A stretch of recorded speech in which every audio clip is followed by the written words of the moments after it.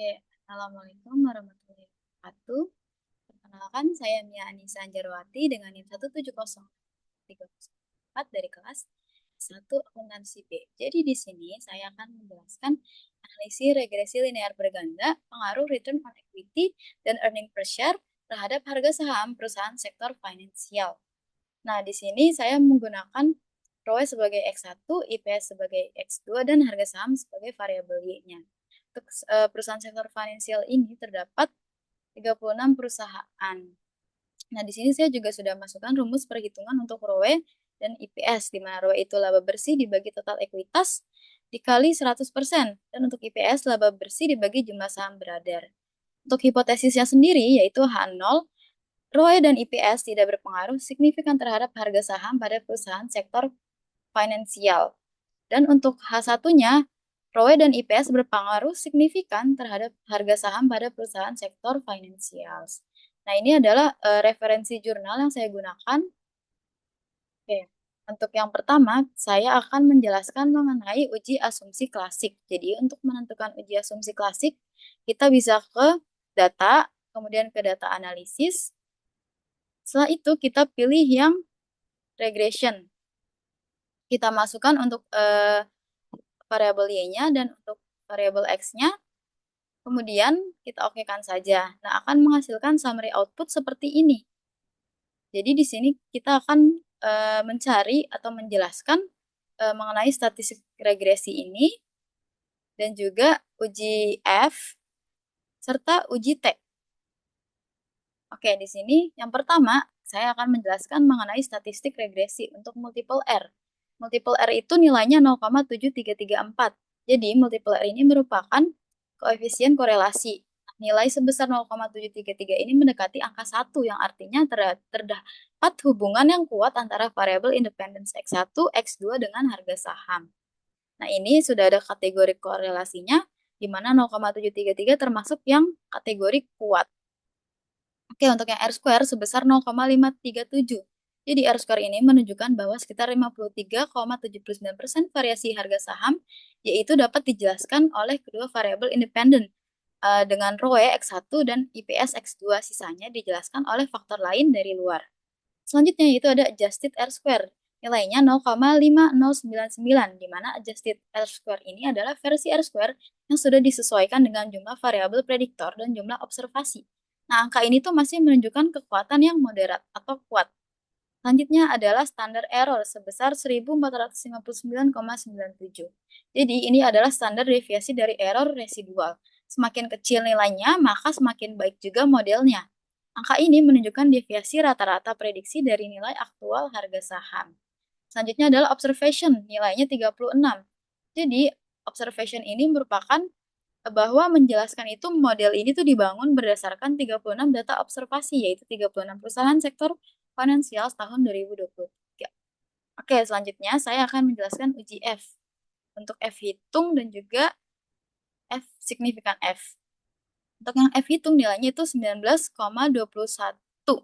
di mana nilai itu tuh secara statistik bahwa kombinasi dari X1 dan X2 secara bersama-sama dapat menjelaskan variabilitas dari Y atau harga saham jauh lebih baik daripada model tanpa prediktor. Untuk yang signifikan F, itu nilainya 0,000029. Jadi, karena nilainya itu lebih kecil dari 0,05, maka hasilnya signifikan secara statistik. Dengan kata lain, H0 ditolak, yang berarti setidaknya tuh ada satu variabel independen antara X1 atau X2 yang berpengaruh secara signifikan terhadap harga saham atau Y-nya. Selanjutnya adalah uji T, di mana untuk intercept koefisiennya itu 658,20 dan p-value-nya 0,12. Jadi, koefisien intercept ini secara signifikan tidak signifikan secara statistik, di mana P-nya itu lebih besar dari 0,5. Jadi, ini adalah nilai prediksi harga saham saat ROE dan IPS itu 0. Tapi ini tuh tidak relevan karena tidak signifikan. Selanjutnya adalah untuk variabel X1 atau ROE-nya. Koefisiennya itu min 26,276 dan p-value-nya itu 0,548727. Jadi koefisien X1 dianggap tidak signifikan juga karena p-value-nya itu lebih lebih besar dari 0,05. Yang artinya ROE itu tidak berpengaruh signifikan terhadap harga saham dari model ini. Untuk X2-nya yaitu IPS, koefisiennya 9,936 dan p-value-nya 0,00003. Jadi koefisien X2 ini sangat signifikan karena p-value-nya itu lebih kecil dari 0,05. Di mana setiap kenaikan IPS 1 unit, harga saham itu diprediksi akan naik juga sebesar Rp9,84. Jadi IPS ini tuh berpengaruh positif dan signifikan terhadap harga saham. Oke, untuk selanjutnya kita akan eh, mencari untuk uji normalitasnya. Mencari uji normalitas juga sama dengan menggunakan regresi juga, tapi bedanya kita akan menceklis bagian probability output dan juga normal probability plot. Jadi kita akan fokus ke diagramnya saja. Di sini sudah tersedia juga diagramnya atau grafiknya. Jadi berdasarkan grafik ini dapat dilihat bahwa ini tuh tidak normal. Karena menurut Ghazali tahun 2012, jika distribusi data residual normal, maka garis yang menggambarkan data sesungguhnya akan mengikuti garis diagonalnya. Nah, dari hasil grafik ini dapat dipastikan bahwa data tidak normal karena titik-titik tidak membentuk garis lurus eh, diagonal. Di bagian kanan atas grafik ini, titik meningkat sangat tajam atau adanya ekor kanan panjang. Hal ini menunjukkan adanya outlier atau skewness positif right skew, harga saham tinggi di data akhir di mana akan menarik distribusi ke kanan. Jadi kesimpulannya adalah berdasarkan normal probability plot, distribusi data harga saham tidak berdistribusi normal karena pola titik menyimpang dari garis lurus dan menunjukkan kurva naik tajam di ekor kanan. Oke, untuk yang selanjutnya kita akan menguji heteroskedastisitas. Untuk uji heteroskedastisitas sama juga menggunakan regresi yang tadi, cuma bedanya kita checklist bagian residual output dan juga residual plot. Jadi untuk yang residual output ini untuk menghitung dengan uji Gratzer. Kalau yang residual plot itu untuk menghitung dengan scatter graph. Jadi tadi itu sudah dihasilkan dari ujinya tuh ada residual. Nah, residualnya ini tuh kita absolutkan dengan cara absolut kita masukkan rumus absolut, kemudian kita input angkanya. Setelah didapatkan absolut residual, kita pindahkan ke sini sebelah harga saham, di mana absolut residual ini akan menggantikan variabel y-nya untuk menghitung dengan uji Glatzer.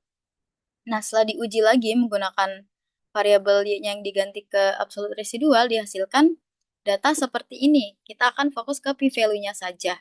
Jadi, untuk variabel X1 ROE-nya, p-value-nya itu 0,548. Karena p-value-nya lebih besar dari 0,05, maka X1 tidak menunjukkan terjadinya heteroskedastisitas. Untuk yang IPS atau X2-nya, itu p-value-nya 0,000035, di mana p-value ini kan lebih kecil dari 0,05. Jadi variabel X2 ini menunjukkan terjadinya heteroskedastisitas. Selanjutnya adalah untuk yang scatter plot residual. Jadi setelah kita dapatkan grafik ini, maka bisa dapat kita simpulkan bahwa untuk yang ROE, titik residualnya itu tidak menyebar merata di sepanjang nilai ROE. Nah, sebagian besar titik terkonsentrasi di area ROE kurang dari 10. Nah, terdapat juga pola klaster dan ketidakteraturan. Ada area dengan yang varian besar, juga ada yang kecil. Nah, ini tuh mengindikasi awal adanya heteroskedastisitas. Untuk yang IPS, selanjutnya di sini sudah ada grafiknya juga. Jadi, titik-titik residual terlihat semakin menyebar atau melebar ketika nilai IPS meningkat. Nah, ini tuh menunjukkan pola fan shape atau bentuk kipas. Artinya, semakin besar nilai IPS, semakin juga besar nilai dari variasi Galat. Nah, ini tuh menunjukkan adanya ciri khas dari heteroskedastisitas. Oke, untuk selanjutnya yaitu kita akan menghitung uji multikolinearitas. Kalau yang tadi menggunakan uji regression, kita sekarang akan menggunakan uji yang correlation dari data analisis juga. Nah, kita akan menggunakan yang correlation ini. Kemudian, setelah kita melakukan uji tersebut, akan menghasilkan tabel ini. ROE X1 dan IPS X2. Selanjutnya kita harus menghitung untuk nilai tolerance dan FIF-nya. Untuk menghitung tolerance, di sini saya sudah masukkan rumusnya yaitu 1 dikurang R kuadrat dan FIF itu 1 dibagi tolerance.